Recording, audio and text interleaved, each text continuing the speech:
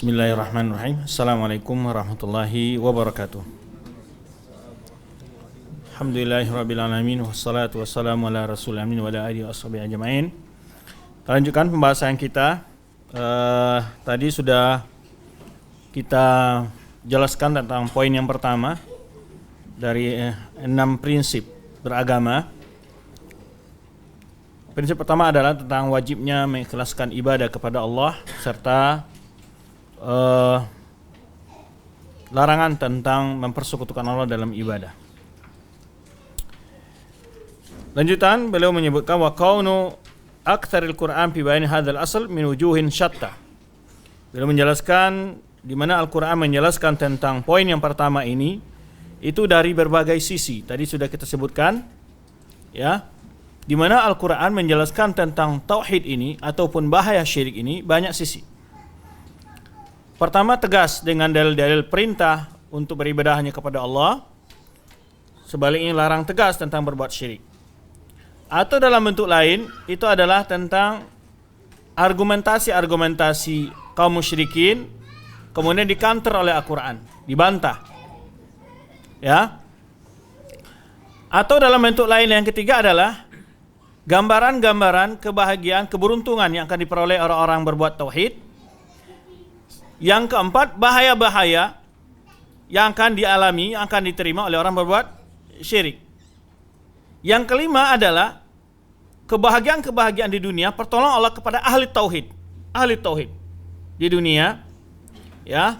Dan sebaliknya, yang ketujuh adalah tentang bahaya-bahaya yang Allah timpakan kepada orang pelaku kesyirikan di dunia. Yang kedelapan adalah tentang keberuntungan, keampunan, kebahagiaan yang akan diberikan oleh Allah kepada orang bertauhid di akhirat kelak. Yang kesembilan adalah bagaimana penderitaan, siksaan yang akan dialami oleh orang berbuat syirik di akhirat kelak. Hah? Siaran ulangnya agak susah itu. Diputar di ini aja nanti Facebooknya. Yang pertama adalah ketegasan tentang wajibnya mengesahkan Allah dalam beribadah.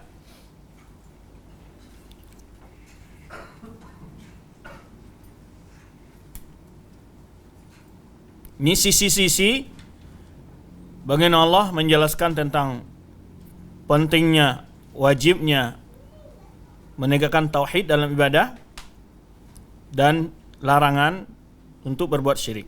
Sisi pertama apa? Perintah secara tegas Allah sebutkan wa'budullah wa ma khalaqtul jinna wal insa illa liya'budun. Ya ayyuhan nasu ubudu rabbakum alladzi khalaqakum wal ladzina min qablikum la'allakum tattaqun. Tegas sekali. Wa ma umiru illa liya'budullaha mukhlishina lahuddin. Tidak kalian diperintah kecuali untuk beribadah kepada Allah yang penuh ikhlaskan agama. Yang kedua adalah tegas larang terhadap syirik. Wala tusyriku syai'an wa lam yakul lahu kufuwan ahad. Wala tad'u ma'allahi ahadan. Jangan kalian bersekutukan Allah. Ya. Tegas Allah larang perbuatan syirik itu. Dan tiada sekutu-sekutu bagi Allah. Fala taj'alu lillahi andadan wa antum ta'lamun. Jangan kalian jadikan tandingan bagi Allah. Secara tegas Allah larang hal itu. Yang ketiga adalah keutamaan bagi orang yang berbuat, yang mendirikan tauhid, yang mengamalkan tauhid di dunia ini.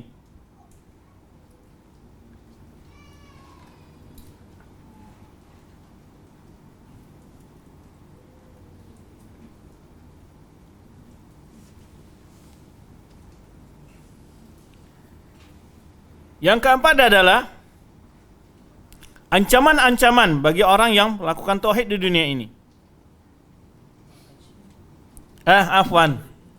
Buat syirik lawannya.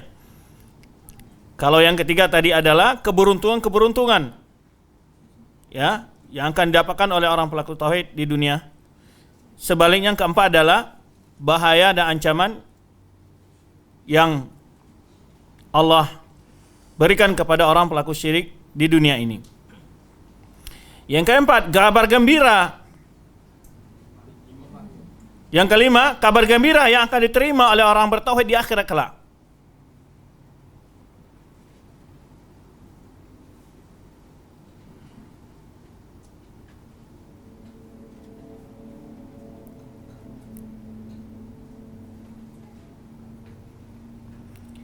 Yang ke 6 adalah ancaman dan azab yang akan diberikan Allah kepada orang pelaku syirik di akhirat kelak.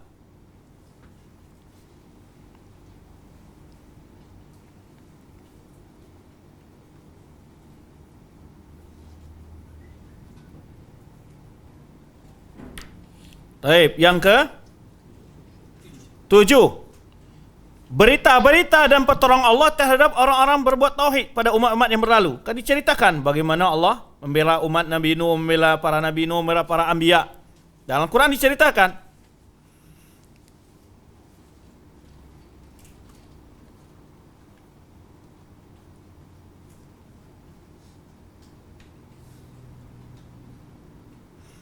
Yang ke-8 adalah cerita-cerita kehancuran yang telah Allah berikan kepada pelaku kesyirikan sebelum umat Nabi Muhammad SAW menceritakan dalam Al-Quran kisah-kisah. Kisah-kisah. Ya. Yang ke-9, jawaban-jawaban Allah terhadap pertama adalah hujah-hujah, tanda-tanda dalil keesaan Allah dalam Al-Quran. Min ayati al-laili wan nahar wasyamsu la tasjudu lisyamsi wal qamari. Banyak sekali tanda-tanda keesaan Allah, dalil-dalil hujah-hujah dalam Al-Quran untuk menegakkan tauhid.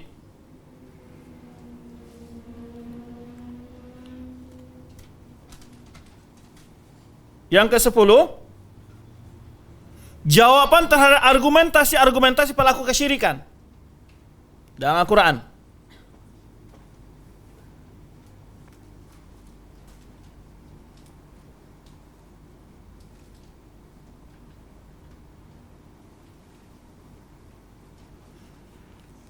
Taib, itu di antara sisi-sisi penjelasan Al-Quran tentang tauhid dan bahaya kesyirikan. Bikalamin yafhamu abladul amah, kata beliau, yang mana penjelasan itu sangat gampang dipahami oleh orang yang sangat bodoh sekalipun memahami dalil-dalil itu. Suma lamma sara ala aktsaril ummati masara, tatkala terjadi di tengah umat ini apa yang telah terjadi, ya, kenyataan yang menimpa umat ini, azhara lahum syaitan ikhlas fi suratin tanaqqusis salihin. Nah, sekarang beliau ingin menyebutkan salah satu penyebab terjadinya kesyirikan adalah di mana, saya kata beliau, setan memunculkan kepada mereka, ya,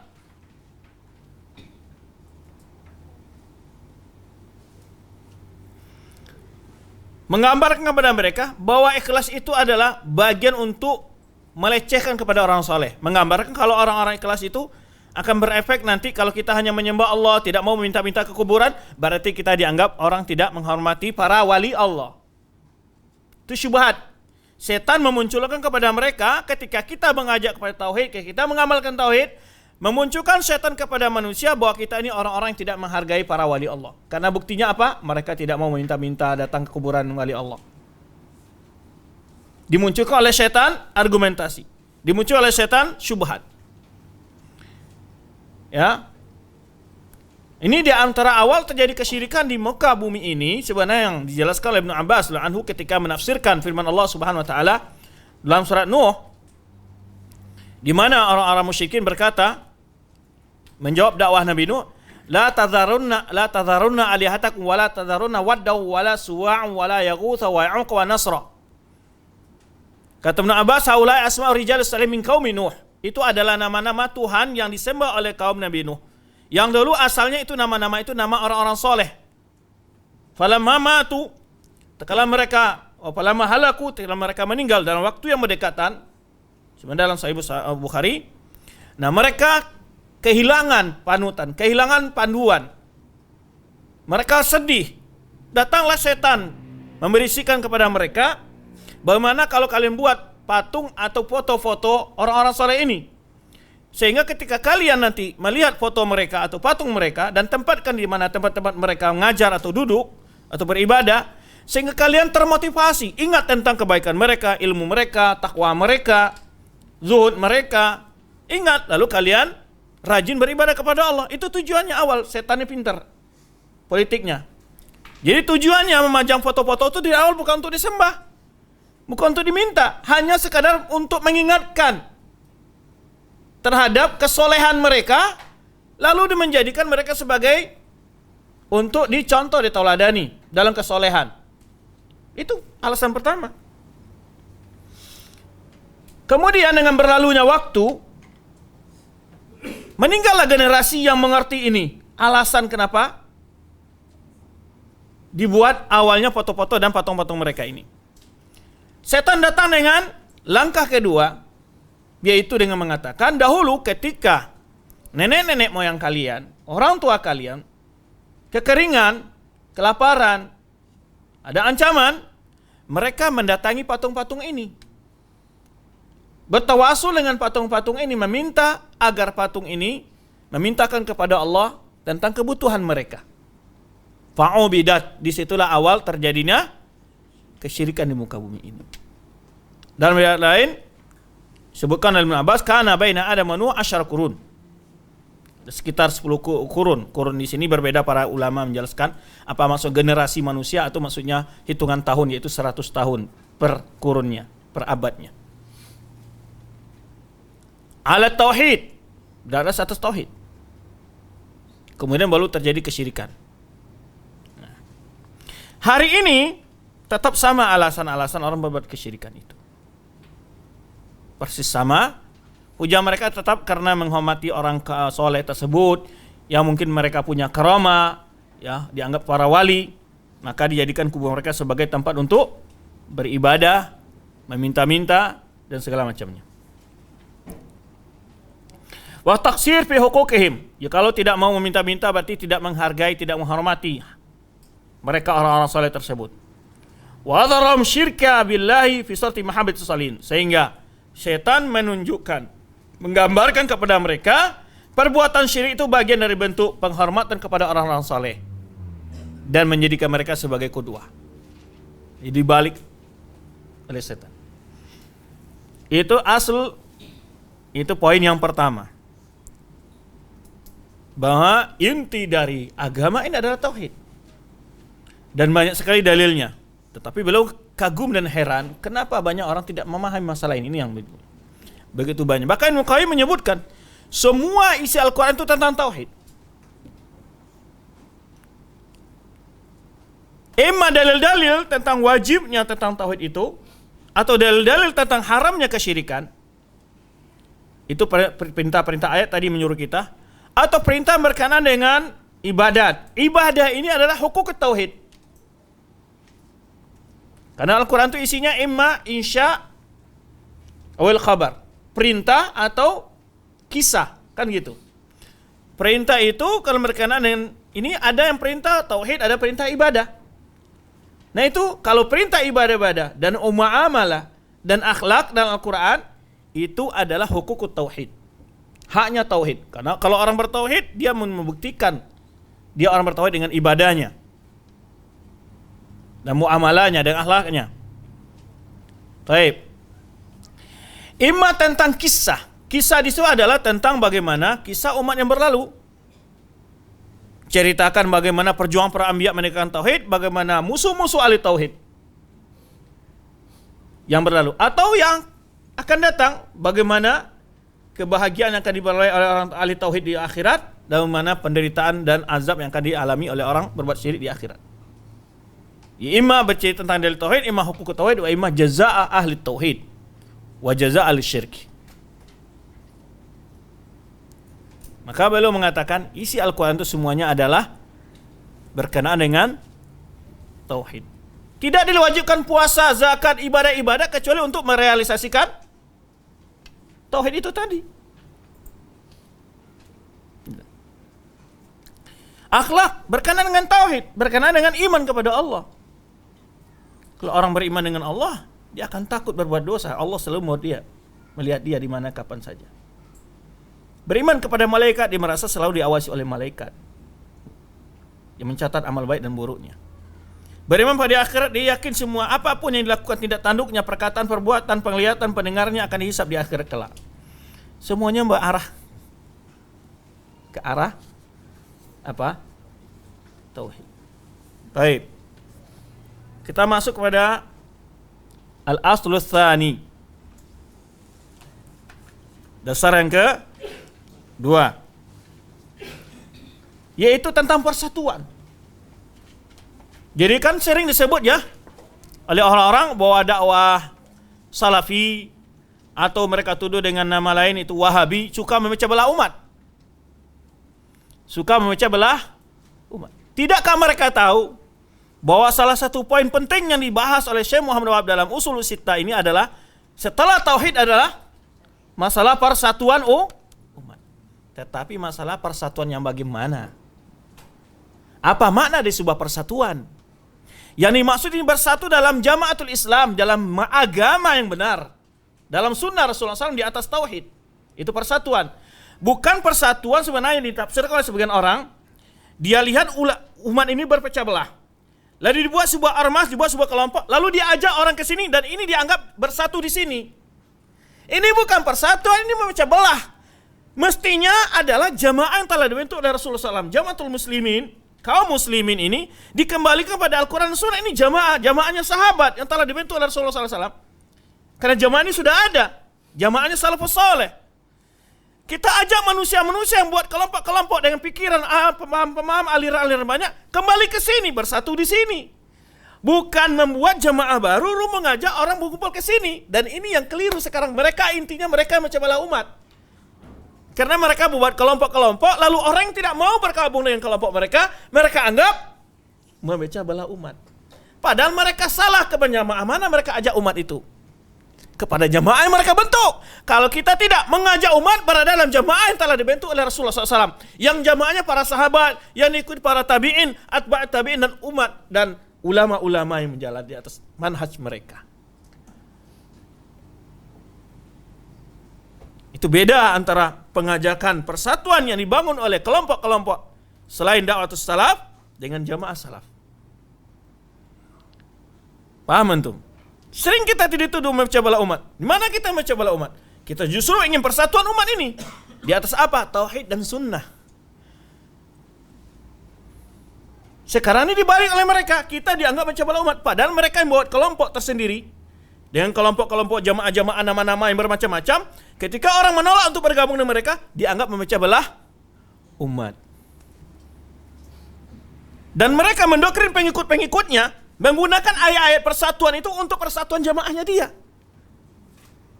Ya. Baik ormas umpamanya atau kelompok-kelompok kajian umpamanya, dia bacakan itu. Ayat-ayat tentang persatuan. Oh, agar pengikut-pengikutnya tidak keluar dari kelompoknya. Padahal ayat ini bukan maksud kelompoknya dia mengajak masuk kelompok ini, maksud kelompok jamaah yang telah ada di semenjak Rasulullah SAW. Siapa jamaahnya? Para sahabat, para tabi'in, asbab tabi'in dan ulama-ulama berjalan antara manhaj mereka. Paham jamaah ini maksud? Karena jamaah itu ada dua maknanya. Jamaah ini maksud, ini salah satu maknanya, atau jamaah di bawah kepemimpinan penguasa.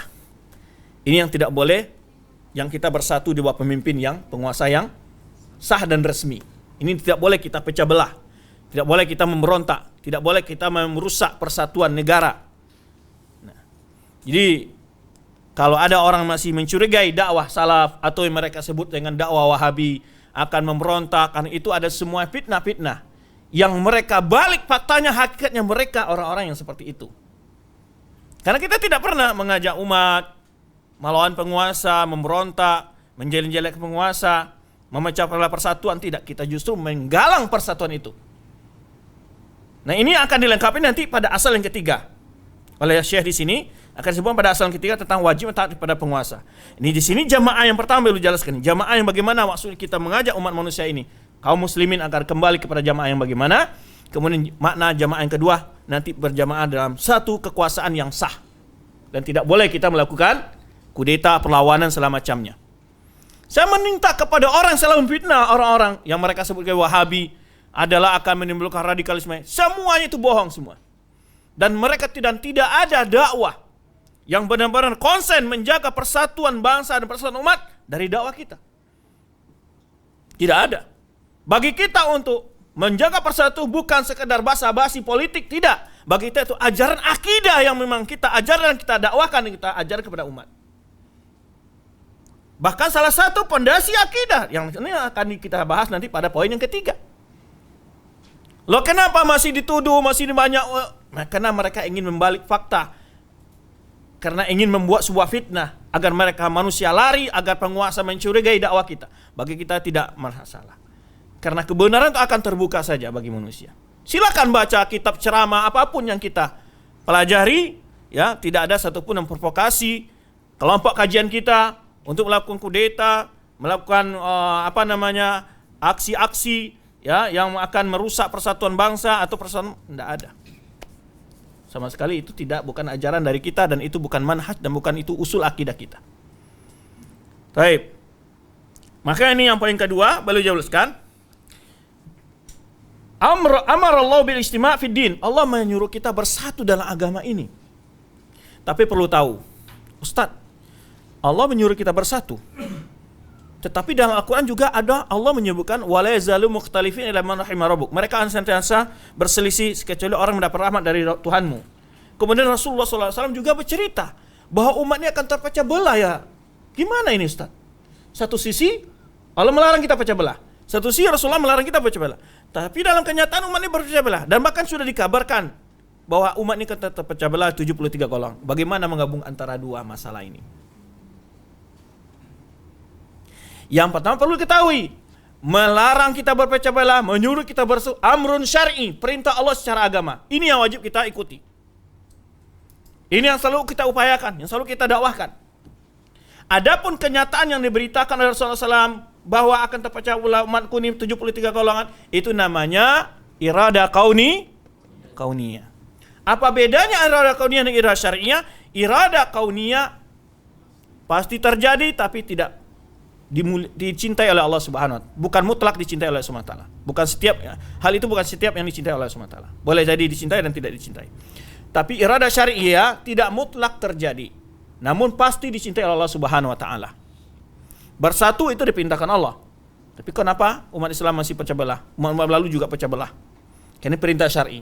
Sebenarnya juga salat, manusia diperintah salat, tapi kenapa ada orang tidak salat? Apakah iradanya dia lebih tinggi dari irada Allah? Tidak, karena salat perintah syar'i. Irada syar'iyah, kehendak Allah secara agama, secara syar'i, secara wahyu. Dan tidak mutlak wuku', tidak mutlak terjadi. Tapi mutlak dicintai Allah.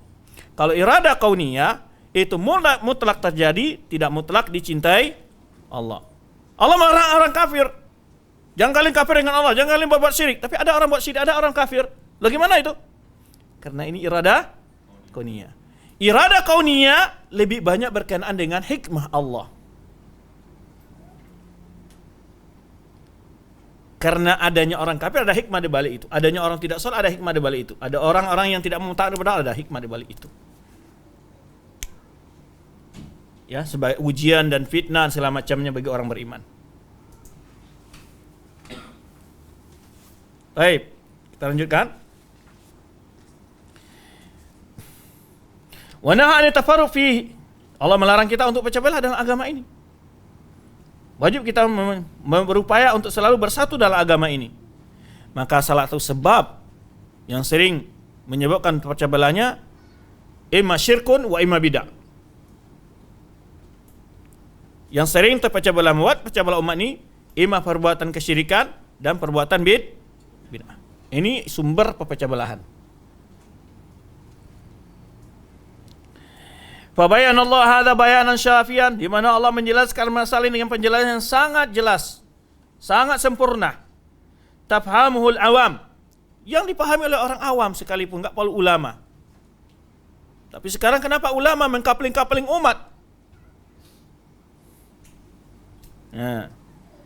Wa nahana an nakuna kalladzina tafarraqu wa ikhtalafu qablana fahalaku, di mana Allah melarang kita agar tidak seperti umat-umat yang berlalu, mereka berpecah belah lalu mereka binasa. Wa dzakanahu amar mursalin bil istima', fid dini wa nahum 'anit tafarruq fihi. Dan juga Allah menjelaskan, Allah menyuruh ya, wa dzakarna wa amara muslimin bil istima', di mana Allah menyuruh kaum muslimin untuk bersatu dalam agama ini, dalam melarang mereka dari percaya belah. Sebenarnya firman Allah Subhanahu wa taala surat Ali Imran, ya ayyuhalladzina amanu taqullaha haqqa tuqatih wa la tamutunna illa wa antum muslimun wa'tasimu bihablil jami'an wa la tafarraqu. Dua perintah. Apa perintah pertama? Wa'tasimu bihablil jami'an, berpegang teguhlah kalian seluruh dengan agama Allah. Wa la tafarraqu, jangan kalian berpecah belah. Nah, sebab awal perpecah belahan itu banyak sebabnya. Di antaranya adalah tidak istiqomahnya kita dalam agama ini. Wa'tasimu bil jami' wa la tafarraqu wadhkuru ni'matallahi 'alaikum id kuntum a'da'an fa'alafa baina qulubikum fa asbahtum bi ni'mati ikhwana. Di mana Allah bicara kepada orang-orang Muhajirin dan Ansar, ingatlah tentang nikmat Allah kepada kalian ketika kalian dulu saling bermusuhan. Ini kepada orang Ansar ini, khususnya orang Ansar kaum Aus dan Khazraj, di mana mereka berperang ratusan tahun tidak pernah berhenti, sambung menyambung, tidak pernah reda peperangan antara mereka. Terakhir peperangan yang disebut dengan Yaumul Bu'ats, yang mana di situ korban ratusan ribu, ya disebutkan. Maka disebutkan oleh Rasulullah SAW bahwa di antara Allah menolong beliau, dakwanya diterima oleh orang Ansar adalah dengan pertolongan Yaumul Bu'ats itu, yang mana dua kelompok Yahudi saling memprovokasi mereka untuk terjadi berperang ini selalu. Ketika setiap terjadi peperangan, selalu orang Yahudi mengancam, sungguh sudah dekat waktu Nabi yang terakhir. Seandainya Allah mengutusnya, kami akan perangi kalian, sebenarnya menghancur kalian seperti hancurnya kaum Ad. Namun setelah mereka ternyata bukan dari keturunan Bani Israel, mereka tidak menerima kenyataan itu. Akhirnya mereka kafir dengan Rasulullah SAW. Nah, ketika Bai'atul Aqabah Ula, sumpah setia kaum Ansar yang pertama di Mina musim haji, karena Rasulullah berdakwah di musim haji. Jadi orang Madinah haji juga.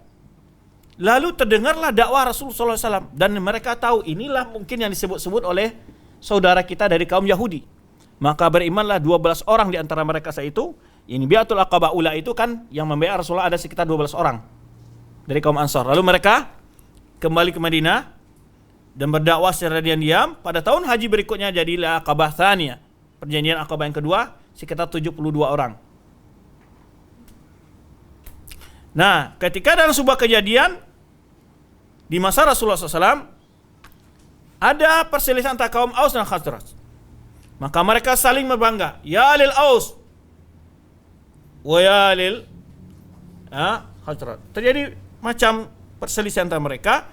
Inilah sebab turunnya ayat, sungguhnya Allah telah menyelamatkan kalian yang waktu dulu kalian berada di jurang neraka, yang perselisihan kalian itu, ya.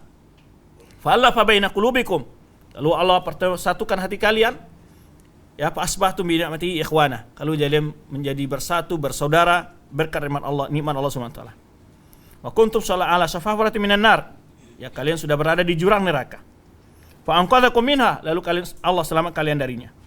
Kadzalika yubayyinullahu lakum ayatihi la'allakum tahtadun. Demikian Allah menjelaskan ayatnya kepada kalian supaya kalian mendapat petunjuk. Ini di antara dalil yang menyebutkan di mana Allah menegaskan kita wajib bersatu dan haram berpecah belah. Surah Al-Imran ayat 102 sampai 103. Juga surah Al-Imran ayat 105 Allah sebutkan wala takunu kalladzina ikhtalafu wala takunu kalladzina tafarraqu wa ikhtalafu. Ini kalau tadi larangan secara tegas pada umat ini. Kalau ini adalah larangan agar umat ini tidak seperti umat yang berlalu. Wala takunu kalladzina tafarraqu wa ikhtalafu min ba'di ma ja'ahumul bayyinat. Di mana Allah sebutkan jangan kalian seperti umat-umat yang berlalu, ya, berpecah belah dan berselisih min ba'di ma ja'ahumul bayyinat, setelah datang kepada mereka keterangan-keterangan, kata Allah. Wa ulaikum adzab wa ulaika lahum adzabun azim, dan bagi mereka itu azab yang besar. Ini ancaman bagi mereka yang berpecah belah dalam agama. Surah Al-Imran ayat 105. Dan surah Al-Anfal ayat 46. Al-Anfal ayat 46. Wala tanaza'u fatafshalu wa tadhhabu rihukum. Jangan kalian berselisih. fatafshalu, lalu kalian menjadi lemah, wa tadhhabu rihukum, dan hilangnya kekuatan kalian. Ya karena memang ya, kalau kita berpecah belah menjadi lemah. Dulu masih kita di SD ataupun di STK ataupun masih pendidikan awal, itu sering dicontohkan bagaimana oleh wajib menjaga persatuan oleh guru-guru kita, dicontoh dengan sapu lidi, di mana si lidi yang satu helai tidak bisa menyapu sampah apapun, tapi dengan dikumpulkan banyaknya lidi-lidi dan bersatu bisa menyapu. Itu di antara filosofi mendekatkan pemahaman tentang persatuan. Yang lemahnya umat ini memang itu. Umat ini menjadi lemah karena mereka tidak bersatu. Dan oleh itu upaya dari semua musuh-musuh Islam yang pertama adalah memecah belah umat ini. Semua upaya yang sangat diarahkan oleh para pembenci Islam, caranya membuat pecah belah umat ini. Bagaimana memecah belahnya? Menimbulkan banyak pemikiran pandang-pandangan Islam. Dibuatlah Islam berbelah, Islam ini, dan itu. Dia bagi nama-nama yang macam-macam. Maka banyak timbulnya aliran dari Islam ini yang melatar belakangi adalah para agama lain. Munculnya Abdullah bin Sabah. Siapa itu di Abdullah bin Sabah? Seorang Yahudi. Munculnya paham Qadian. Itu siapa yang menciptakan? Orang Inggris di India. Ya. Munculnya aliran itu banyak dilatar belakangi oleh ya permulaan dari paham-paham. Munculnya Ahlul Kalam ketika telah diinfornya buku-buku Ahlul Kalam ke dalam kekuasaan Islam di masa Khalifah Ma'mun. Diterjemahkan dalam bahasa Arab dan seterusnya. Sekarang ini nyata sekali bagaimana anak-anak kaum muslimin belajar agama ke barat, ke Eropa sana, yang membawa pemikiran-pemikiran yang aneh-aneh. Yang menurut mereka orang menciptakan ide-ide baru itulah orang yang disebut orang cemerlang pemikirannya. Tapi hakikatnya mereka itu merusak ajaran Islam.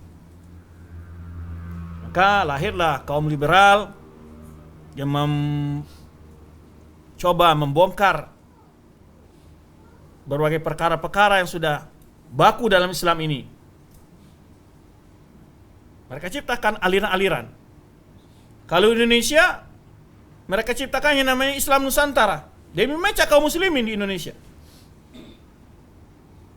Ya, Islam Nusantara, Islam liberal, Islam macam-macam disebut. Tujuannya itu agar umat Islam lemah. Taib. Dalam surah Al-An'am ayat 159 Allah tegaskan juga, innal ladzina farraqu dinahum wa kanu syia'an lasta minhum fi syai'. Sungguhnya orang-orang memecah belah agama mereka menjadi berkelompok-kelompok, engkau tidak termasuk golongan mereka, kata Allah kepada Rasulullah sallallahu alaihi wasallam.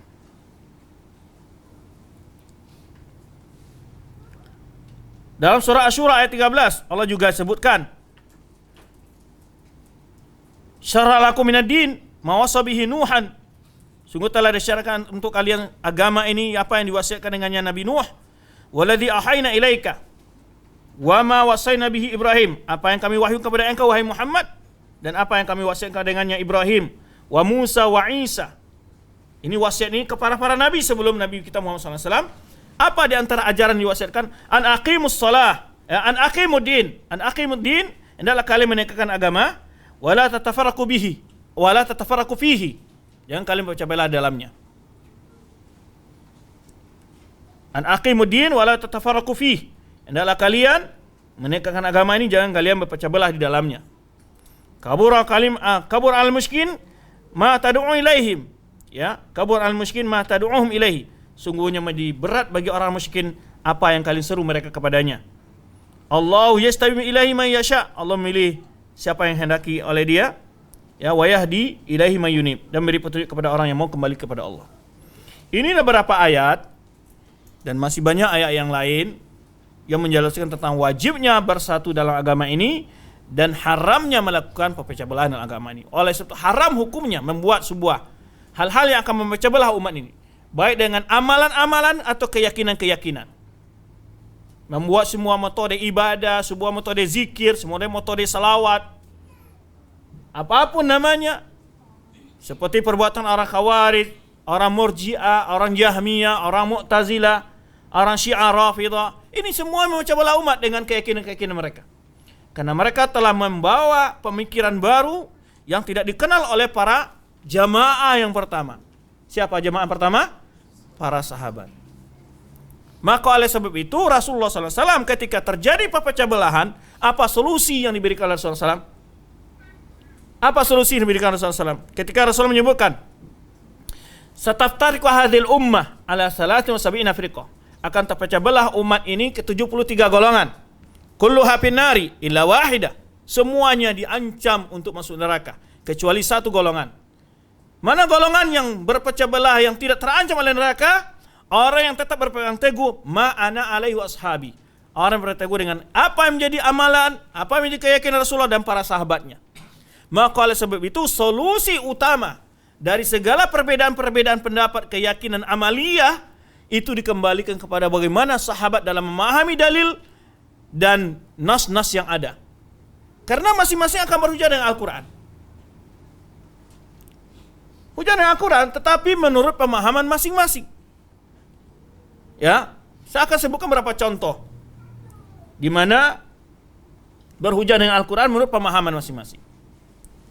Seperti orang-orang sufi dalam sebuah makalahnya, sebuah buletin saya baca, wa allau istaqamu ala tariqati la asqainahum ma'an ghadaqah. Kata mereka memahami ayat ini, jika mereka istiqomah di atas tariqat-tariqat, kami akan beri mereka minum dari air yang begitu sejuk. Jadi dia pahami wa allau istaqamu ala tariqati, tariqat katanya itu. Ayat ini tentang tariqat katanya ini. Baik. Kalau kita tanya, siapa memahami ayat ini kalau ini tentang tariqat? Bukankah ini telah turun kepada Rasulullah SAW dan para sahabat? Pernahkah Rasulullah membuat tariqat-tariqat dan para sahabat punya tariqat-tariqat? Pernahkah mereka menafsirkan dengan maksud ini tariqat-tariqat yang tidak ada pada Rasulullah SAW? Tidak ada pada masa Rasulullah SAW, tidak pada masa para sahabat. Ini menunjukkan cara paham mereka terhadap ayat. Ini namanya syubhat. Dalilnya benar, tapi memahami ayat tadi keliru dia. Ada model kedua.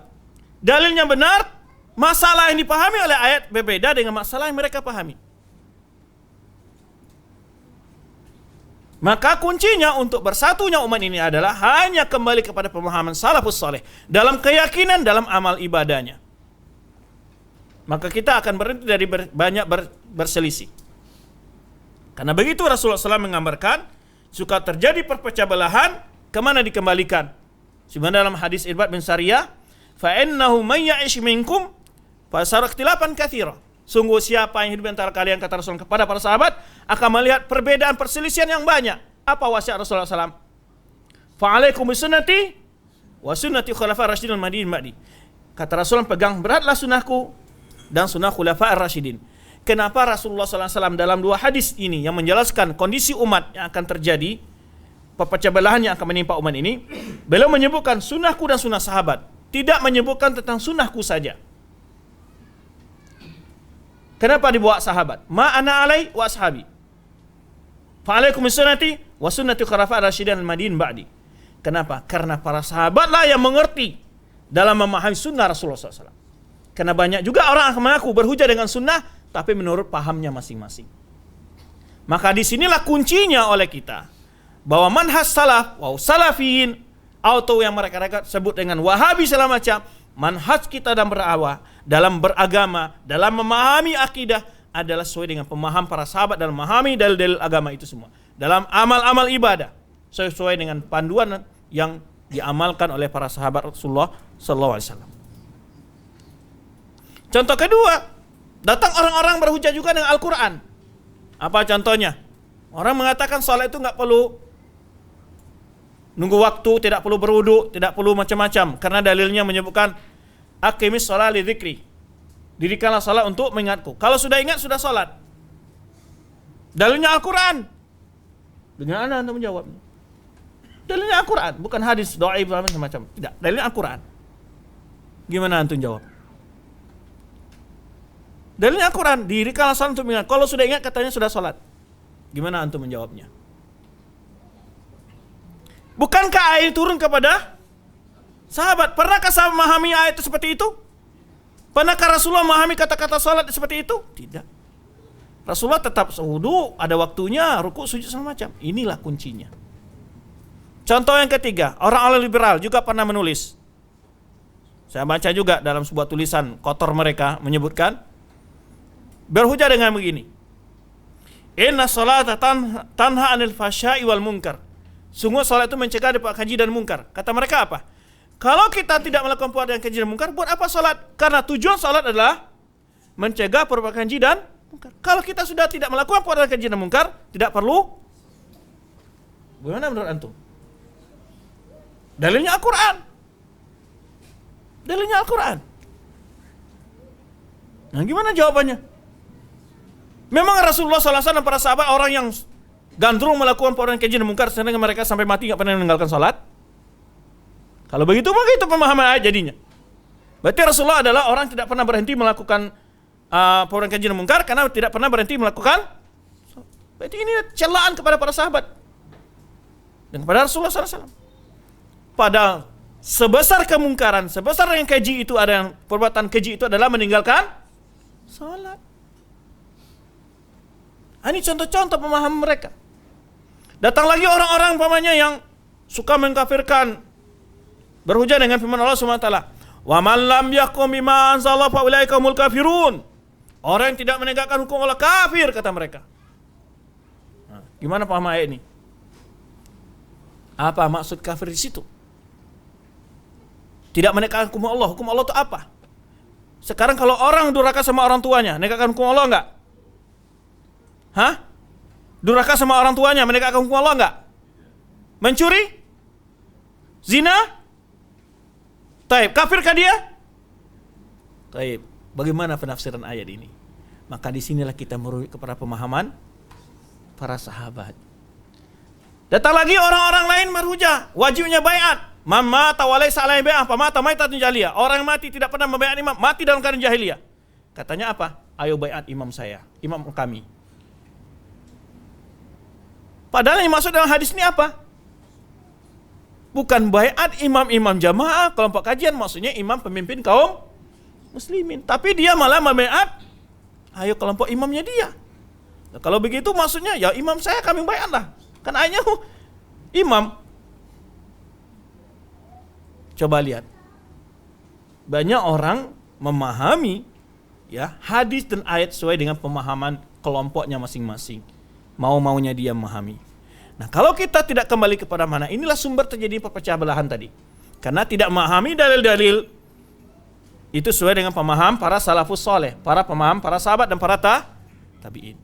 Dan dalil tentang wajibnya kita kembali kepada pahaman sahabat dan tabi'in ini, para tabi'in ini, atba' tabi'in, itu banyak dari Al-Quran dan hadis-hadis Nabi SAW. Yang sering sudah antum dengar bagaimana Allah memuji kaum muhajirin dan ansar. Dan orang mengikuti jalan mereka. Ya, Allah akan redha kepada mereka, mereka akan redha kepada Allah dan bagi mereka surga. Dalam surah At-Taubah ayat 100. Ya. As-sabiqun al-awwalun minal muhajirin wa ansar walladzina tabauhum bi ihsanin. Generasi pertama dari umat ini kaum muhajirin dan ansar walladzina tabauhum, dan orang yang mau mengikuti mereka. Ini radhiyallahu anhu wa radha'an wa adalum jannatin tajri tahtaha al-anhar. Allah redha kepada mereka, mereka redha kepada Allah, dan apa? Bagi mereka ada surga yang mengalir dalamnya sungai-sungai. Banyak sekali dalil-dalil. Ketika Rasulullah SAW menyebutkan tentang khairun nasi qarni, sebaik manusia adalah kurunku. Summal ladzina yalun summal ladzina yalunahum. Kemudian generasi berikutnya, kemudian generasi berikutnya. Tujuan Rasulullah SAW menyebutkan kebaikan generasinya dia dan generasi berikut dan berikutnya itu apa tujuannya? Apa tujuannya? Tujuannya agar kita menjadikan mereka sebagai qudwah, tauladan. Karena kebaikan yang mereka miliki bukan kebaikan dari si baju, pakaian, makanan, bangunan. Bukan. Tapi dari sisi apa? Mengamalkan agama ini. Maka kalau kita ingin sukses seperti ingin sukses menjalankan agama ini, maka contohlah mereka. Karena mereka sudah mendapat rekomendasi dari Allah dan Rasulullah SAW bahwa orang yang telah sukses menjalankan agama ini, yang telah benar pemahamannya, kita kembali kepada pemahaman mereka dalam memahami agama ini. Akidahkah, ibadahkah, muamalahkah, akhlakkah. Dan masih banyak dalil-dalil yang tidak akan mungkin kita kupas satu persatu. Makanya Imam Malik menyebutkan, la yaslu akhir hadhil ummah illa bima salaha bihi awwaluha aw bima aslaha awwalaha. Tidak akan menjadi baik generasi terbelakang dari umat ini kecuali sesuatu yang telah membuat jaya generasi pertamanya, Apa yang telah membuat jaya generasi pertamanya? Itu pemahaman kembali bagaimana para generasi pertama umat ini memahami Al-Quran dan Sunnah itu, menjalankan dalam kehidupan mereka. Maka inti perpecahan utama adalah karena kita dalam beragama tidak merujuk dalam memahami Al-Quran dan Sunnah itu sesuai pemahaman para salafus saleh. Baik.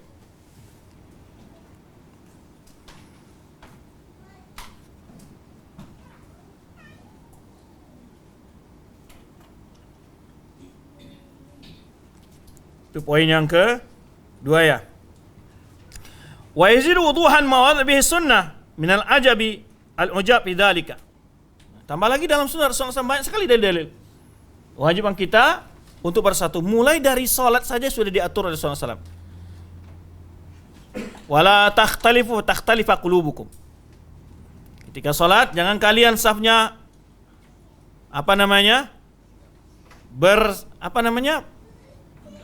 mencar-mencar atau tidak lurus, akan menyebabkan hati kalian nanti berselisih.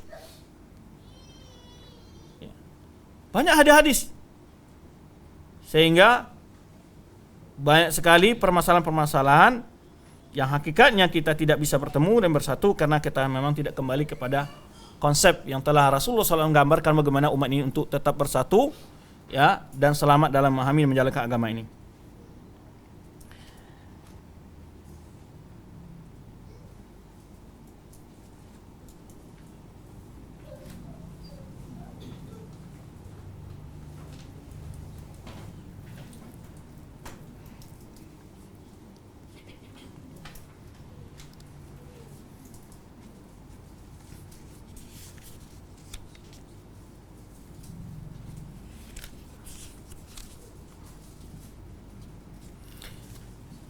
Taib.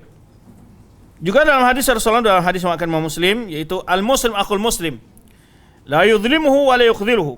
Seorang muslim saudara muslim lainnya, jangan dia menzalimi, jangan pula dia menghinakannya, wa la yahqiruhu, melecehkannya.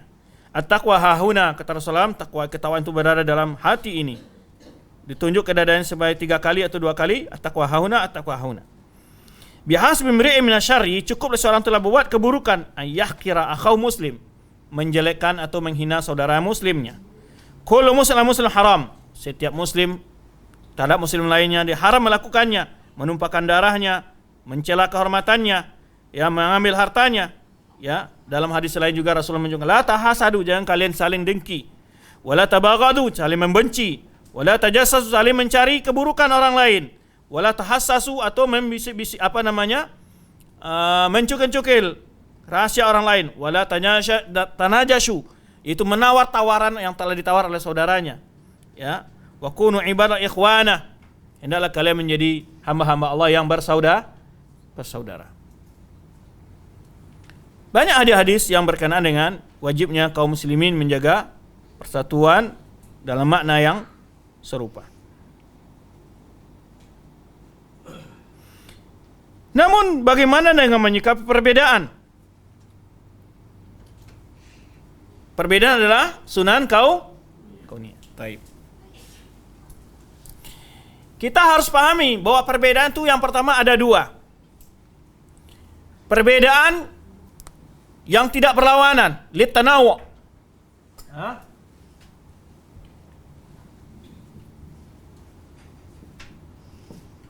Al-ikhtilaf, perbedaan. Tapi tidak harus tafarruq. Perbedaan bukan berarti berpecah belah. Sering juga orang, ya, menafsirkan bahwa berbeda berarti berpecah belah. Itu tidak benar. Berbeda tidak mesti berpecah belah. Karena juga ada sebagian kita memahami apabila seorang ustadz berfatwa, berpendapat berbeda dengan pendapat yang lain, dipahami bahwa terjadi perpecah belah antara mereka. Ini keliru.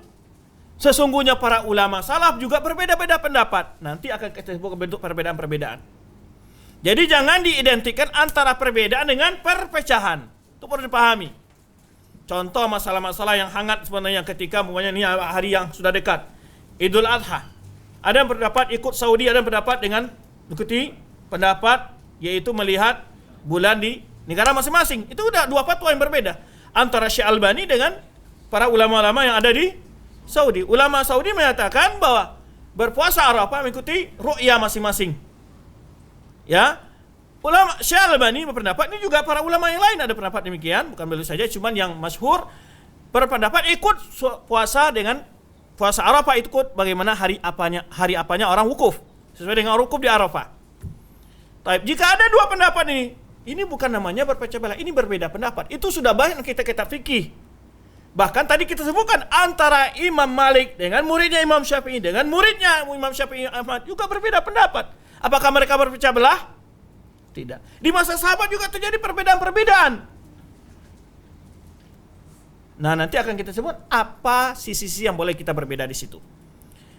Contoh perbedaan ketika Rasulullah SAW menyebutkan la yusalliyanna ahadukum al-asra illa fi Bani Quraidah. Jangan seorang pun salat asar kecuali Bani Quraidah. Ketika selesai perang Ahzab, ya Rasulullah SAW memerintahkan untuk meraih Bani Quraidah di kaum Yahudi. Maka Rasul menyebutkan jangan seorang pun salat asar kecuali telah sampai di Bani Quraidah. Namun sahabat memahami pesan Rasulullah SAW ini berbeda. Ketika masuk waktu asar, di antara mereka ada yang salat di jalan. Karena mereka memahami maksud Rasulullah SAW adalah agar kita secepatnya sampai di Bani Quraidah, sehingga kita bisa salat asar di sana. Bukan berarti kita harus salat asar di Bani Quraidah, tapi itu ada motivasi agar kita cepat sampai di Bani Quraidah. Baik. Yang lain memahami apa adanya bahwa ini ada pengecualian bahwa kita boleh sholat di luar waktu asar sampai di Bani Quraidah karena inilah perintah Rasulullah dan kondisi yang seperti ini, kondisi tertentu ini. Yang pertama mengambil dasar bahwa sholat itu harus tepat waktu. Yang kedua ini tidak mengambil itu ada pengecualian kondisi ini, perintah Rasulullah jelas. Jangan sholat asar kecuali di Bani Quraidah. Sehingga beda pendapat mereka. Tapi tidak pernah sahabat saling mencela. Karena itu perbedaan yang memungkinkan dari zahir nas. Tidak pernah menyalahkan beda ada menyalahkan. Bahkan sampai kepada Rasul tidak pernah Rasul mengatakan yang ini yang mana itu yang salah, tidak pernah. Dan juga pernah di sebuah perjalanan Rasulullah SAW, sahabat ada yang berpuasa dan ada yang tidak berpuasa. Wala ya'ibul muftir ala shaim ala musaim ala muftir, tidak saling mencela. Padahal Rasulullah SAW juga menyebutkan bahwa laisa minal khair asyam fis safar, tidak termasuk kebaikan puasa dalam perjalanan. Dalam hadis yang lain terdapat ada kemudahan Rasulullah SAW membiarkan sahabat berpuasa di dalam perjalanan. Ini permasalahan-permasalahan yang berbeda tapi bukan berarti berpecah belah. Ini perlu dipahami lah antum. Karena banyak di antara kita ini kadang-kadang memahami perbedaan itu adalah langsung dianggap perpecahan. Jadi perbedaan bukan berarti perpecahan. Tapi setiap perpecahan pasti berbeda. Baik. Macam kedua perbedaan itu ada dua. Perbedaan al-usul. Al-usul fiddin, masalah-masalah yang pokok dalam agama. Yang sudah paten. Yang tidak boleh diroba-roba lagi. Nah, berbeda di sini mazmum. Ini perbedaan yang dicela. Ya, afwan. Masih lupa saya menyebutkan perbedaan lain. Perbedaan itu ada dua juga. Sebelum masuk ke sini,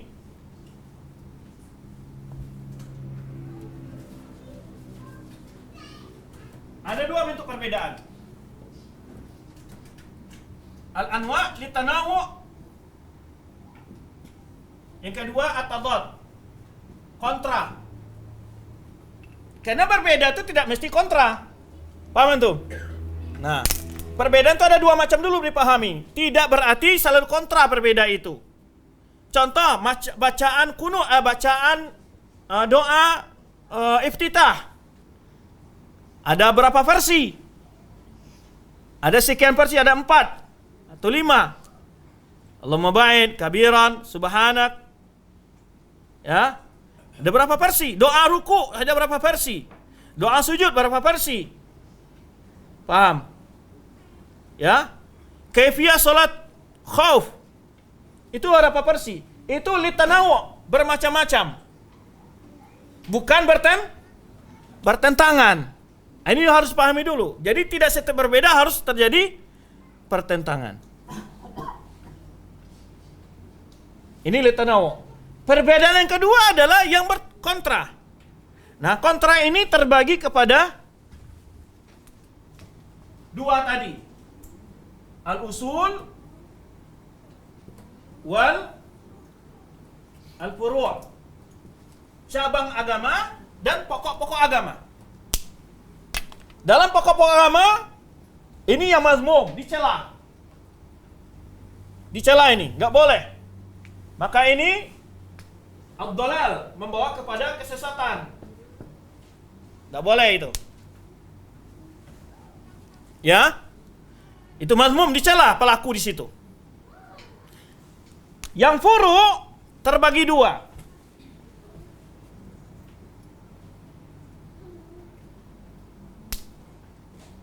Ya. Al-ikhtilaf as-sa'id, perbedaan yang dibolehkan di umur ijtihadiyah. Ini ghair mazmum. Hukumnya tidak dicela. Perbedaan yang memang dibolehkan. Seperti tadi contoh-contoh kita sebutkan perbedaan sahabat. Ya, perbedaan pendapat Imam Malik, Imam Syafi'i tadi yang kita contohkan. Karena tidak sebut contoh lain tadi makan waktu. Yang dicela apa di sini? Yang dicela adalah bila terjadi saling menyesatkan dan ta'assub, taklid. Paham? Tidak boleh dicela di situ. Jadi hukumnya al-usul berbeda. Di situ di usul yang sudah pokok-pokok yang sudah paten dalam agama ini, ya. Salat sudah jelas 5 kali sehari, lalu dianggap 3 kali sehari. Ini nggak bisa perbedaan itu. Ya kan? Paham antum? Salat maghrib sudah jelas 3 rakaat, terus dijadikan 2 umpamanya, nggak bisa. Hal-hal yang sudah paten, yang pokok-pokok, yang dalilnya, apalagi sudah terjadi ijma, itu nggak bisa dirubah-rubah. Ya, usul i'tiqad kah, usul ibadat kah, pokoknya usul nggak boleh di otak-atik di situ. Sebagian ulama menunjukkan dalam masalah akidah, bukan masalah kalau yang pentingnya ibarah, kata-kata yang benar adalah dalam pokok-pokok agama, tidak boleh. Karena dalam masalah akidah pun ada furuknya nanti. Kalau di furu' itu boleh berbeda selama tidak apa? Saling mencela, saling menghina, dan tidak ta'assub, fanatik buta. Nah, yang dicela adalah apabila fanatik buta. Nah, contoh perbedaan dalam masalah jumlah rakaat tarawih. Itu sejak dulu ulama berbeda. Dan contoh juga umpamanya membaca Al-Fatihah kalau salat berjamaah. Apakah makmum membaca atau tidak Al-Fatihahnya? Ya. Beda pendapat itu. Ada berapa pendapat? Ada menyebutkan kalau salat berjamaah makmum tidak perlu baca Al-Fatihah. Itu yang pertama. Pendapat kedua, makmum harus baca Al-Fatihah. Pendapat ketiga, makmum tidak perlu membaca Al-Fatihah kalau imamnya jahar. Maksudnya dalam bacaan imam jahar itu maksudnya apa? Yang terdengar bacanya. Jadi kalau salat maghrib, di 2 rakaat pertama dia nggak baca Al-Fatihah. Rakaat ketiga dia baca, ya, karena tidak terdengar bacaan. Itu pendapat. Perbedaan pendapat ulama. Tetapi di sini dalam pendapat ini memang dicari yang rajih, dicari yang kuat, tetapi tidak saling menyerang, saling merecehkan, saling menghina, mengolok-olok, nggak boleh di situ. Kalau di sini di usul terjadi tabdi' wa tadlil iya. Dalam masalah pokok-pokok agama jika melenceng itu disesatkan dan dibantah. Gitu. Dibid'ahkan. Ya, ini masalah tentang perbedaan. Tidak ada pembahasan tadi tentang perbedaan. Pertama harus diketahui tidak setiap perbedaan artinya bercabelah. Kemudian yang kedua, macam perbedaan itu ada 2. Perbedaan yang tujuannya untuk kreasi atau bervariasi, dan perbedaan yang kedua perbedaan yang bertentang. Yang bertentangan ini terbagi 2. Dalam pokok-pokok agama atau dalam furu' agama. Ya. Kalau dalam pokok-pokok itu tidak dibolehkan dan pelakunya dikritisi dengan tegas, disikapi dengan tegas. Ya. Dalam alam furu' tidak boleh disikapi dengan tegas, tidak dibid'ahkan, tidak disesatkan, tapi memang dikaji, diprotes yang lemah pendapatnya. Iya betul, boleh protes. boleh dilemahkan pendapatnya, boleh diargumentasi, boleh. Tapi tidak boleh melecehkan, menyesatkan, membid'ahkan. Ya, cuman dalam furu' pun bisa terjadi dicela dan tidak boleh dengan fanatik, ta'assub, dan apalagi tadi saling menyesatkan. Dengan cara kasar, bahasa-bahasa yang tidak sopan, tidak boleh. Ini ringkasnya masalahnya ini. Masalah perbedaan. Udah masuk zuhur? Belum? Baterainya habis ya? 5%. Tolong Abu Tolha ada apanya? Berapa? 30 menit ini. Nanti baterainya nggak cukup ini kayaknya. HP. Ada sambungan enggak? Di masalah-masalah ini memang inti perlu kita ketahui pokok-pokok ini. Sering kita tidak menggambarkan. Maka sebagian saudara-saudara kita yang hulu dalam tahdzir dia tidak memahami masalah ini. Nah, bagaimana mendefinisikan ahlus sunnah atau bukan ahlus sunnah? Itu dilihat dari segi usul pokok-pokoknya. Jika dia dalam memahami dalil, dalam amaliyahnya keyakinan adalah ahlus sunnah secara mujmal, itu ahlus sunnah. Walaupun dalam sebagian pendapatnya nanti tidak sesuai dengan ahlus sunnah, itu dianggap salah. Tapi dia tidak dikeluarkan dalam ahlus sunnah. Tapi pendapatnya salah, tetap disalahkan. Tapi walau usulnya ada usul bidah, dalam masalah akidah, itu dikritisi, dibantah dan disikapi. Walaupun sebagian pendapatnya mungkin cocok dengan pendapat ahlus sunnah, bukan berarti dia ahlus sunnah. Karena asal usulnya yang asli itu adalah ahlul bid'ah. Jadi ini masalah memang agak butuh sedikit perincian yang lebih dalam. Tapi secara umum ini gambarannya. Ya. Nah, ini harus diketahui. Kalau kita berbeda, yang perlu kita sikapi dulu ini perbedaan ini dalam masalah apa? Tanawu atau tadad? Kontra atau hanya variasi? Itu dijaga dulu. Kontra dalam masalah usul atau furu'? Furu'. Bagaimana pendapat salaf dalam masalah ini? Nah, bagaimana salaf menyikapi masalah ini? Kalau dalam masalah furu', maka kita harus juga boleh memilih pendapat yang kuat. Ya, boleh kita memilih pendapat yang kuat, kita mengkritisi pendapat yang lain. Antum kalau baca kitab fikih kan dikritisi. Memang dalam dialog ilmiah kadang-kadang ada kata-kata yang sangat keras, ada biasa. Tetapi dalam sikap amaliyah sehari-hari itu tidak saling mencela antara mereka. Ya.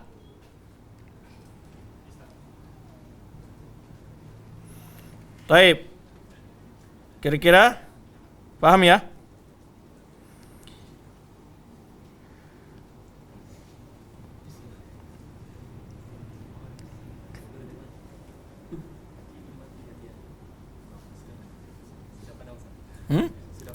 Sudah padam. Baterainya masuk kan? Masuk. Kesumpah. Dalam hadis Rasulullah SAW menyebutkan al-mu'min kal bunyan yashudu ba'duhum ba'dah. Ini inti persatuan itu di mana digambarkan orang mukmin itu bagaikan bangunan. Saling menguat satu bagian dan bagian yang lainnya. Enggak bisa dihidupin lagi ya?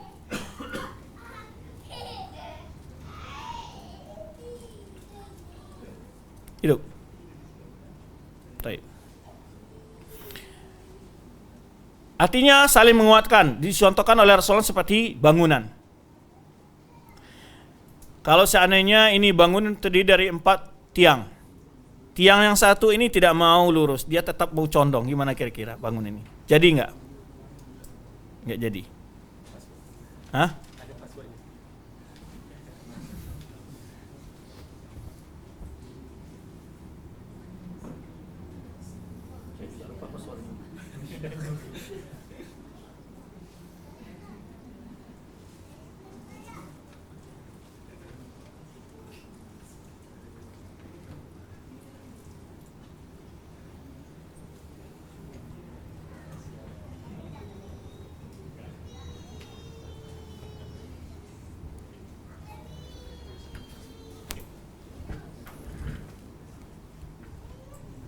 Sehingga Rasulullah SAW menggambarkan saking begitu pentingnya persaudaraan, persatuan, gambarkan oleh Rasulullah seperti bangunan.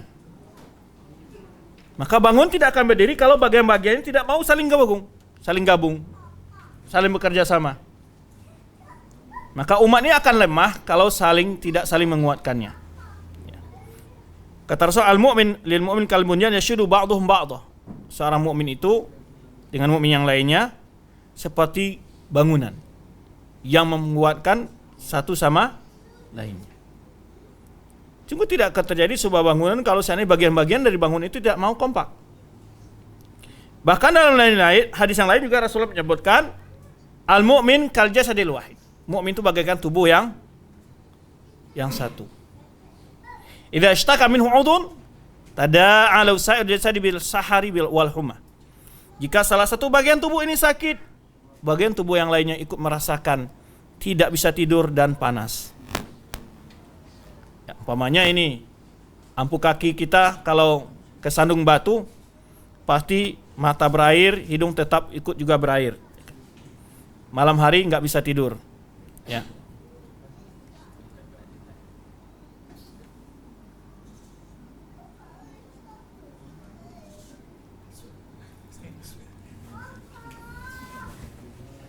Baterainya habis, nggak bisa guys.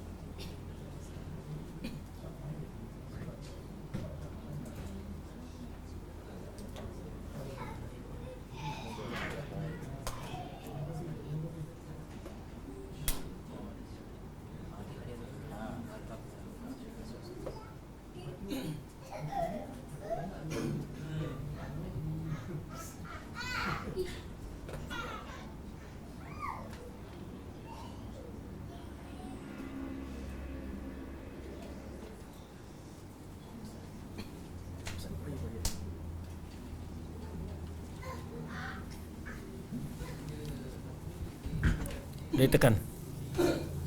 Yang biru udah. Baik, kita lanjutkan sedikit lagi pembahasan kita. Tinggal berapa nih waktu sebelum zuhur?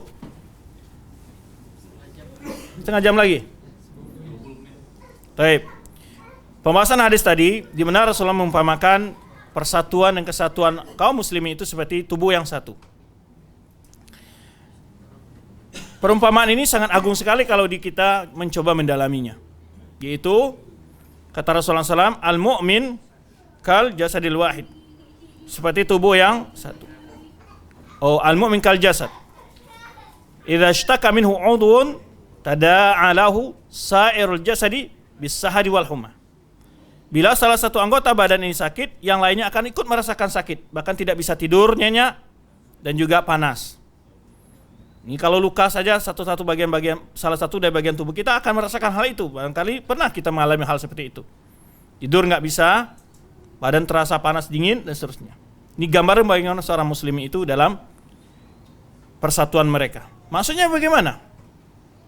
Bahwa fungsi kita kaum muslim ini seperti tubuh. Di mana bukan berarti di sini fungsi persaudaraan itu menyayangi saja. Umpamanya kalau ini yang sakit dipijit tangan ini, bukan itu saja. Kalau seandainya salah satu tangan ini yang kotor, itu perlu dibersihkan. Kadang-kadang membersihkannya perlu kadang-kadang dengan memakai kekerasan, ya kan? Jadi jangan anggap bahwa persaudaraan itu adalah dengan kelembutan, selalu tidak. Kadang-kadang menuntut ketegasan. Disinilah hidupnya amar ma'ruf nahi mungkar. Jadi inti persatuan itu adalah persatuan yang tidak menghilangkan persaudaraan, tidak menghilangkan amar ma'ruf nahi mungkar. Karena amar ma'ruf nahi mungkar itu inti kejayaan umat ini. Kuntum khaira ummatin ukhrijat lin-nasi ta'muruna bil ma'rufi wa tanhauna 'anil munkar. Jadi kejayaan kekuatan umat ini berlandaskan inti ini, amar ma'ruf nahi mungkar. Adanya tanasuh antara kita. Ada saudaranya yang keliru dinasihatin. Nah, kadang-kadang ini yang membuat kita salah memahami persaudaraan. Persaudaraan itu adalah artinya tidak pernah menyinggung, tidak pernah menyakiti saudaranya. Itu sering kita memahami seperti itu. Karena kita memprediksi kalau kita tegur, kita nasihati, kita kritik, nanti dia tersinggung dan rusak persaudaraan. Gitu ya, penyimpulkan. Padahal ini salah dalam memahami persaudaraan. Persaudaraan yang hakiki itu adalah saling menasihati, saling mengkritisi kalau ada hal-hal yang perlu dinasihatin. Jadi kita tidak perlu merasa tersinggung. Sebenarnya tubuh yang satu, ya, kalau mesru harus digaruk, digaruk kuat-kuat biar pemain tangan kita kena cek, harus dibersihkan dengan kuat, harus seperti itu, ya kan? Yang lain terbeda dan tidak ada saling, pamanya, jangan pernah protes ya, tangan kiri pamanya, saya ini kenapa bagian yang pembersihan saja, gitu ya. Tangan kanan selalu yang ngambil yang enak-enak saja, gitu kan. Karena mau fungsinya gitu. Di antara kita ini ya memiliki fungsi masing-masing. Tidak saling cemburu, tidak saling hasad. Ya kan? Toh karena kan sebagaimana contoh ya, ketika ada perhiasan kadang-kadang orang makainya di tangan kiri dibagi penghargaan. Ada saring itu. Juga ibarat mata dan telinga. Ya. Saling melihat, saling beri informasi, saling menasihati. Maka jangan dianggap bahwa persaudaraan itu tidak ada persaudaraan yang tidak pernah menyinggung perasaan saudaranya. Itu yang kadang-kadang kita memahami begitu. Sehingga kita malu menasihati, segan untuk menasihati. Nah, ini sebetulnya makna persaudaraan yang perlu kita luruskan. Bahwa bersaudara itu adalah intinya berdiri di atas dasar apa? Amar ma'ruf nahi, itu inti persaudaraan. Kalau ada kita berteman dengan orang lain, kita salah, dia mendiamkan kita, intinya dia itu bukan teman kita itu. Karena teman yang baik tidak akan reda temannya itu jatuh ke dalam kekeliruan, kesalahan dan dosa itu. Maka oleh sebab itu bahwa di dalam Islam ya, bahkan kapan perlu untuk menyelamatkan anggota badan yang lain. Jika salah satu anggota badan kita penyakit yang harus diamputasi, yang harus dipotong, harus dioperasi, rela enggak? Rela. Begitu pula dalam menyikapi kesalahan dalam tubuh umat ini. Ada yang perlu ditahzir, ada yang perlu disikapi, harus tegasi. Ya pasti. Jangan sampai umat yang lain rusak. Sebenarnya kita mengamputasi, memperasi tangan yang sakitnya tidak mungkin sembuh kecuali dengan cara begitu, terpaksa dilakukan, iya. Paham? Karena ada orang menganggap ketika kita menyikapi, ketika memprotes, mengkritik sebuah pendapat-pendapat, oh ini sudah merusak persaudaraan. Padahal hakikatnya itu adalah demi menjaga persatuan. Sebenarnya dalam tubuh kita ini saya contohkan, kalau seandainya salah satu tubuh kita ini ada penyakit, kanker atau apa, yang harus dipotong, harus dibuang, rela enggak? Terpaksa. Demi apa? Demi melakukan bagian tubuh yang lain. Agar tidak terinfeksi, tidak tertular. Inilah paham-paham yang harus kita, inilah penjelasan pemahaman yang harus kita kompromikan. Harus kita pahami dan harus kita dalami bahwa bukan berarti ada yang sikap tegas, sikap membantah, ada yang tahzir, tetapi tidak setiap kesalahan harus tahzir. Nah, ini ya pahami tadi masalah ini. Ada sekelompok saudara-saudara kita yang berusaha mengenal sunnah, mereka malah salah kecil ditahzir semua, ini nggak benar. Dan juga dilihat Kondisi orang ditazir dalam suasana bagaimana, kondisi masyarakatnya juga dipertimbangkan, masalah yang diperselisihkan juga dipertimbangkan, kedudukan orang yang mutazir juga dipertimbangkan. Bukan semua ditazir kecil besar, suasana bagaimanapun, tidak begitu. Harus pertimbangkan dengan ilmu yang matang. Taib. Itu asal yang kedua ya.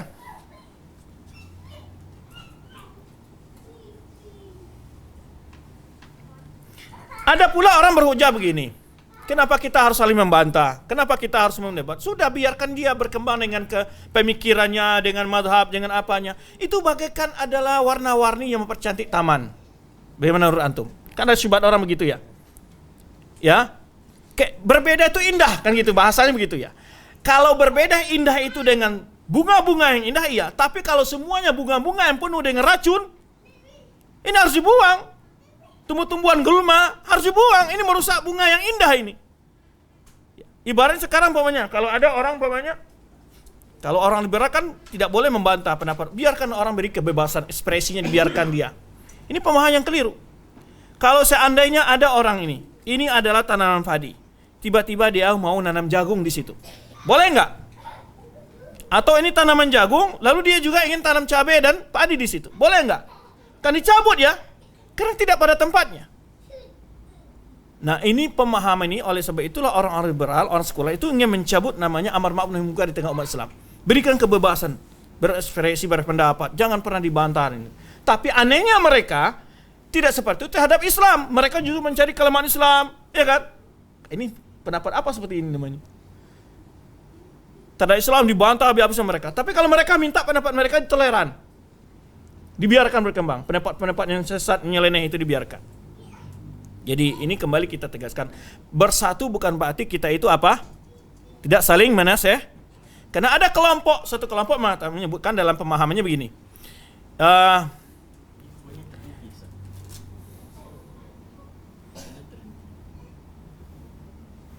Nata'an fima tafaqna alaihi wa ya'dhuruna ba'duna fima ikhtalafna fi. Ada semacam statement dibuat oleh orang ini. Kita bekerja sama dalam perkara yang kita sepakat dan kita memberi uzur dalam perkara yang kita berbeda. Nah, bagaimana pendapat ini? Ini slogan salah satu jamaah Ikhwanul Muslimin yang memegang manhaj seperti ini. Dia sebutkan, ya, nata'awanu fima tafaqna alaihi wa ya'dhuruna ba'dhan fima ikhtalafna fi. Kita bekerja sama dalam poin-poin yang kita bisa bekerja sama, yang kita sepakat, dan kita memberi uzur dalam perkara kata yang kita berselisih. Boleh nggak ini? Nah, di satu sisi benar, satu sisi salah. Kalau perkara yang kita berselisih itu perkara-perkara far'iyah ijtihadiyah, ya kita saling berlapang dada. Tapi kalau dalam masalah-masalah usul, pokok-pokok agama yang sudah paten, itu tidak bisa. Harus ada di situ ada pengingkaran, harus ada penasehat, ada kritik. Paham antum? Jadi yang benar apa? Kita bekerja sama dalam poin-poin yang kita sepakat dan saling menasihati antara kita dalam perkara-perkara yang kita berbeda. Bukan saling memberi uzur, karena perkara yang berbeda ini dilihat dulu. Kalau dalam perkara-perkara pokok agama, masalah akidah, pokok-pokok akidah, itu kita harus ada namanya tanasuh, saling memberi nasihat. Tapi kalau perbedaan-perbedaan yang furu'iyah atau tanawu, variasi, ya itu tidak masalah, jangan diperdebatkan, jangan menjadi diperuncing atau jadi bahan untuk menjadi bahan perpecah belahan. Ya. Taib. Ada yang lain kira-kira yang perlu dijelaskan masalah ini? Taib, untuk masalah kedua barangkali kita cukup sini dulu. Di sini jelaskan oleh beliau, sunnah-sunnah sudah kita jelaskan. Ya, wa yazidu wuduhan ma warada bi sunnah, dan lebih jelas lagi apa yang dijelaskan dalam sunnah Rasulullah SAW minal ajab wal ujab bidzalik. Ya, banyak dalil-dalil tentang itu. Sama saral amru ila ana iftiraq fi din fi usul din wa furu'i huwa al-ilm wa fiqh fi din. Kata beliau, dalam kenyataan sekarang kondisi umat, orang menganggap berpecah belah dalam agama itu dianggap sebagai orang yang pintar dalam agama, membuat paham-paham baru. Dianggap orang yang berkreasi, orang yang maju dan berpikir, mengkritik ajaran Islam yang telah baku. Itu dianggap mereka itulah orang yang berilmu. Wasara amru bil istima' fid din la yaqulu ila zindiq wal majnun. Sampai dianggap orang yang bila mengajak persatu dalam agama ini dianggap sebagai orang gila atau orang zindiq. Itu kata beliau terbalik faktanya. Ya. Orang-orang yang membuat berbagai ajaran aliran, ya, itu dianggap orang yang cerdas, kreatif. Orang yang berusaha jangan pecah belah dalam agama ini, bersatulah, ya, ikuti manhaj salafus saleh, mereka anggap ini orang kolot. Orang tidak maju dalam pemikirannya, ya, atau disebut dengan orang tradisional, atau disebut dengan orang tekstual, macam-macam gelar-gelar mereka atau radikal dan segala macam. Ya. Tapi itu barangkali yang dapat kita bahas pada poin yang kedua. Insyaallah kita akan lanjutkan poin yang ketiga pada pertemuan setelah zuhur insyaallah. Wallahu a'lam bishawab. Demikian dulu. Subhanakallahumma bihamdika asyhadu an la ilaha illa anta astaghfiruka wa atubu ilaik. Wassalamualaikum warahmatullahi wabarakatuh. Atau ada poin tanya jawab? Ada. Berapa waktu lagi tinggal? 10 menit? 5 menit? 12 menit. Baik, silakan jika ada yang mau berdiskusi dalam pembahasan yang kita bahas tadi. Jadi yang dalam masalah tadi yang disebutkan dalam ada beberapa kelompok yang mau ikut pendapat sebagian ulama berhari raya atau berpuasa Arafah mengikuti di Saudi. Ada yang pula yang mau bersama yang mayoritas penduduk Mengikuti pendapat pemerintah negara masing-masing. Jadi ini apakah perlu ada pencelaan ataupun gimana Ustaz? Apakah boleh seperti ini ataupun Kita sudah jelaskan itu masuk dalam pendapat furu'iyah, istihadiyah. Ya, dan itu kita boleh menguatkan pendapat kita dengan dalil, berargumentasi boleh, tapi kita tidak boleh mencela, menghina, mengolok-olok pendapat yang lain. Dan di sini kita harus berlapang dada dalam berbeda ini.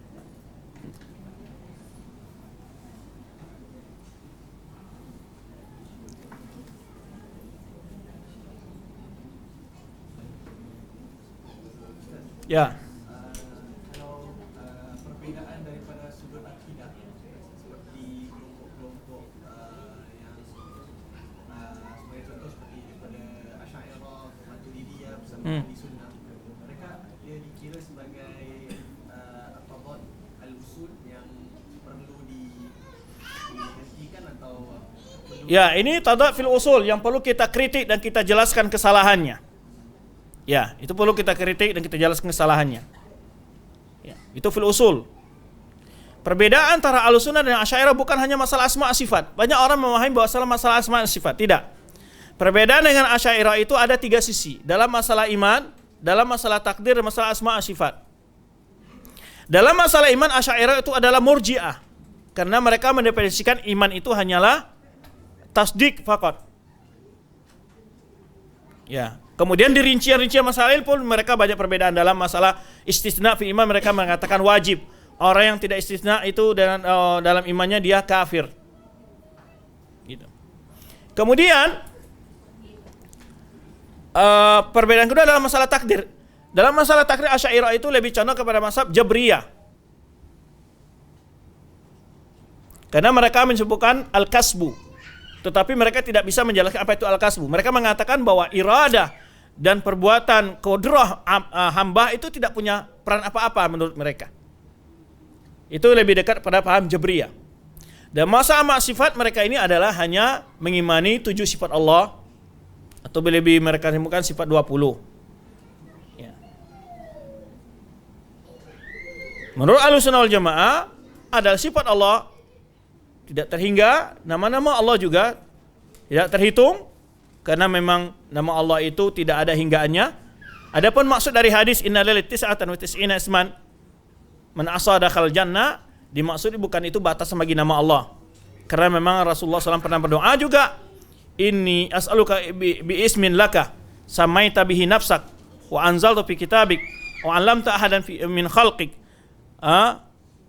aw ista'sarta fi ilmil ghaibi indak. Ini dalil bahwa nama Allah tidak terbatas. Ya Allah, aku meminta nama, bertawasul dengan nama-namamu, baik yang engkau turunkan dalam Al-Quran, atau engkau beritahu salah seorang hambamu, atau dengan nama yang engkau tahu dan engkau simpan dirahasiakan oleh yang engkau rahasiakan. Jadi nama Allah yang memang yang maksud dari hadis nama Allah itu jumlahnya lebih dari 99, cuman yang diutamakan oleh Allah oleh Rasulullah SAW, orang yang menghafal 99 itu bukan hafal secara melakukan menendangkan, maksudnya memahaminya, ya, memahaminya dan mengamalkannya. Itu maratibul ihsa. Memang maratibul ihsa itu mengumpulkan nama itu, memahami maknanya dan mengaplikasikan makna dari nama-nama Allah dalam sikapnya sehari-hari.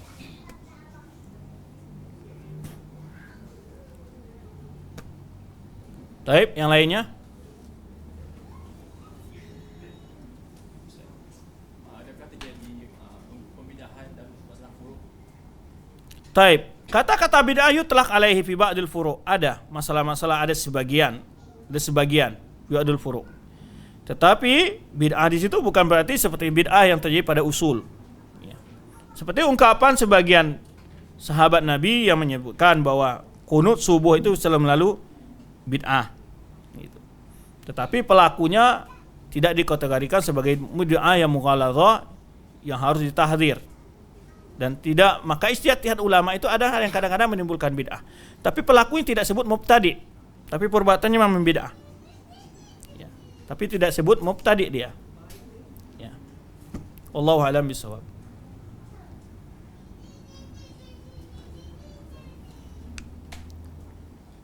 Sebagian yang kita selalu dengar itu ada yang memutlakkan tidak boleh khilaf dalam akidah, tapi boleh khilaf dalam fiqh misalnya. Enggak benar itu. Dalam fikih itu ada usul. Kalau antum bilang boleh dalam fikih, beda berarti bagaimana dengan mazhab orang Syiah, mazhab fikihnya banyak itu berbeda dengan kita. Ya.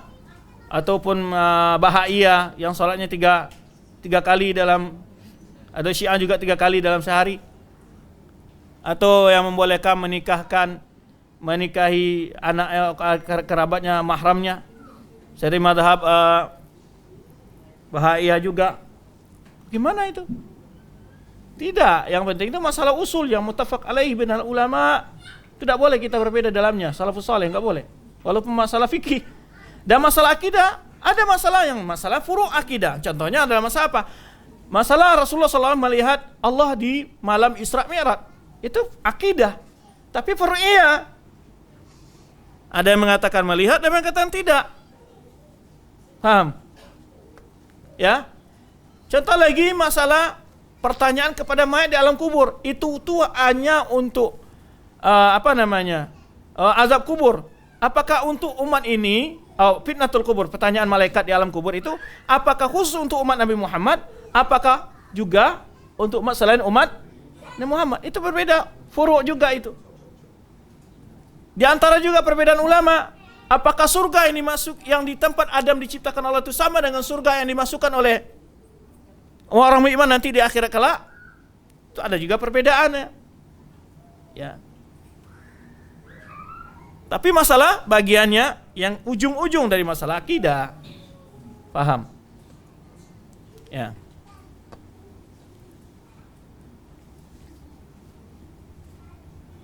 Baik, barangkali demikian. Wallahu a'lam bishawab. Subhanakallahumma wa bihamdika asyhadu an la ilaha illa anta astaghfiruka wa atubu ilaik. Wassalamualaikum warahmatullahi wabarakatuh.